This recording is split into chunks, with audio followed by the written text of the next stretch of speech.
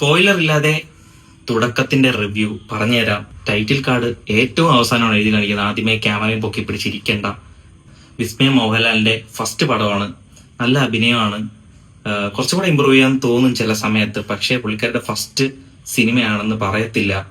കാര്യം ഒരുപാട് എഫേർട്ട് ഇട്ട് അഭിനയിച്ചിട്ടുണ്ട് പുള്ളിക്കാരി. അതുപോലെ ആന്റണി ചേട്ടന്റെ മകൻ, ആന്റണി പെരുമ്പാവൂരിന്റെ മകൻ ആശിഷ് ജോയ് ആണ് നെഗറ്റീവ് റോളിൽ വന്നിരിക്കുന്നത്.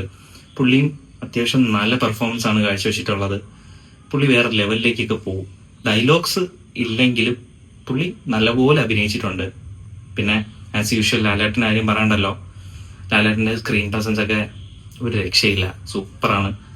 തിയേറ്ററിൽ തന്നെ കാണാൻ നോക്കുക. എനിക്ക് പടം ഇഷ്ടപ്പെട്ടു, എനിക്ക് കണക്റ്റായി. ഓക്കെ, ഇത് ഡെയിലി സംഭവിക്കുന്ന കാര്യങ്ങളാണ്. പിന്നെ ഇതുപോലെ സിമിലർ കഥകൾ നിങ്ങൾ കണ്ടു കാണും. ഇപ്പം ഞാൻ സിമിലർ ആയിട്ട് ഒരു പടം കണ്ടു, പക്ഷെ എന്റെ കൂടെ ഉള്ളവർ കണ്ടു കാണണമെന്നില്ല.